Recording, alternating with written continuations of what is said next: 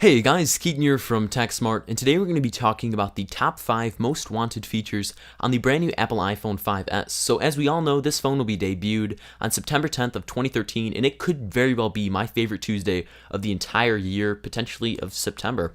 So the S typically stands for, in Apple's products, as a super feature, something that makes you want to go out and spend all your money on the latest and greatest device from Apple. And that's awesome. It's a great marketing tactic. So with the 3GS, we saw the phone being able to take video. Yes, there were a few applications down the line that could go ahead and enable you to do this, as it really was just extending more frames of the camera clip. But that aside, people really wanted that phone, and I was a consumer of that phone.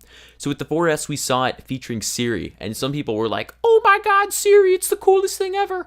For me, I was like, "Oh, it's a personal assistant, and she doesn't even listen to what I say, and she thinks I speak in a different language. That's cool." So that took my money, and I kind of thought Siri was a bit cool. But with the 5S here, we can kind of go ahead and predict what we'll see.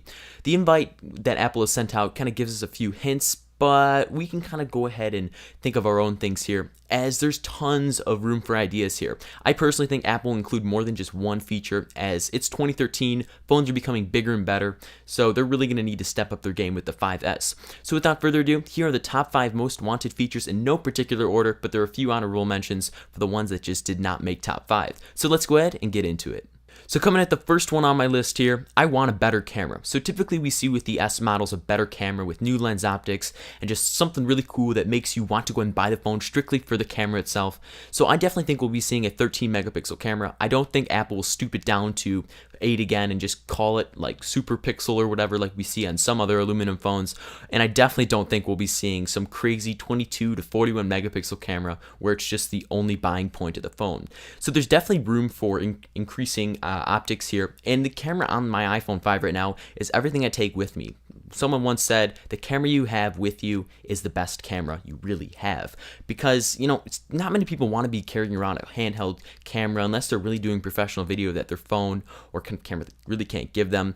So I definitely want to see a 13 megapixel camera with a few other features. We have the square video, panorama mode, and a few other modes on there, especially with iOS 7. So hopefully iOS 7 gives those modes that we really like to see in a camera, and then pack it with the optics and the hardware, because I gotta be honest, if it doesn't feature a 13 megapixel camera, I might look elsewhere at Windows Phone, but we'll keep that between us, because that's how we know that I'm going down. So up next on my list is NFC. I gotta tell you, it is time for NFC. It's not one of the features where I'm, hurting everyone to have it, but it's just something we need. A lot of other phones have it. Windows Phone, Android, and the only other platform that I know of that's really popular that doesn't have it is Apple. The iPhone 5S is time for change. We need NFC, as it's just an easy way to share data. You could even make that a proprietary feature, and I'd buy the phone purely for NFC, but it's also a way to pay for things. It's super easy. You don't have to go, "Here's my credit card, take my credit card." You can just go swipe the phone, you're good to go. You can walk out with your drink at Starbucks or however you really want to do it.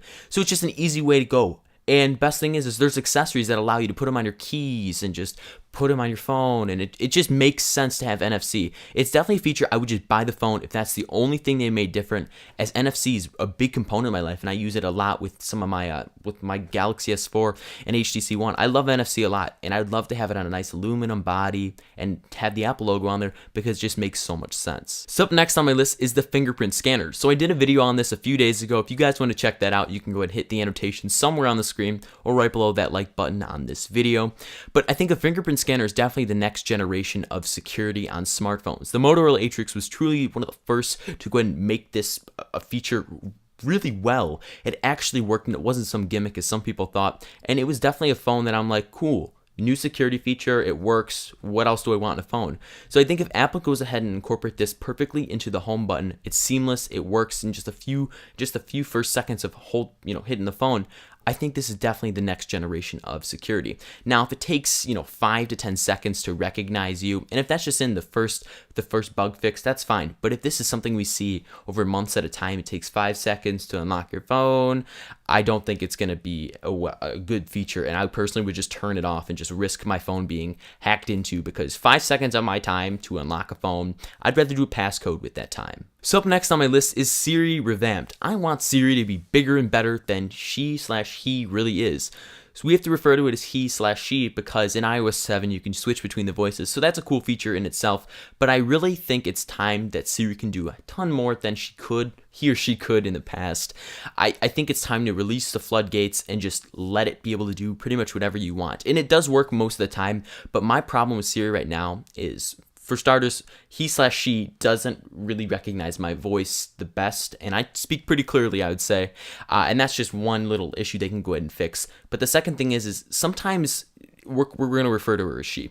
Sometimes she thinks that I want to set a reminder when I actually want to set an appointment on my calendar.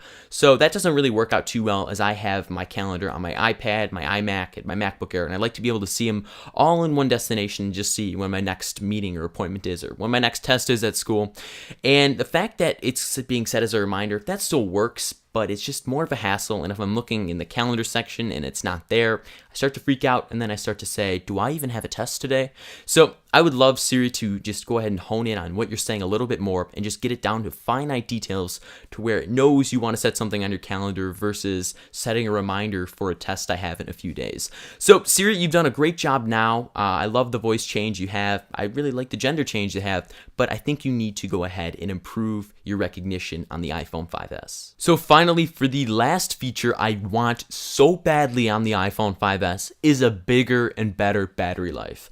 It's possible, Apple. You can't keep telling me it can last a full day. It's possible. You did it on the MacBook Air. The new Haswell chips run super great. I love it. I haven't had to charge my MacBook Air in about a week now. So maybe I'm not using it enough to where it's going to drain the battery, but it's time you give us a better battery on the iPhone 5S. I'm so sick and tired of having to charge my phone halfway through the day before my day even really starts to go ahead and use it. And that might be because I'm a heavy consumer and I use my phone tons, but I just think a battery that can accommodate all the usage some prosumers and some just standard consumers really use, I think that'd be great. So we see on some phones right now, there's batteries on there that go up to about 3,200 milliamps, and that's just monstrous. On the Samsung Galaxy Mega 6.3, that phone is just a beast in itself. Granted, it kind of skimps out on specs, but the battery really accommodates the usage and it kind of makes it a buying point for me.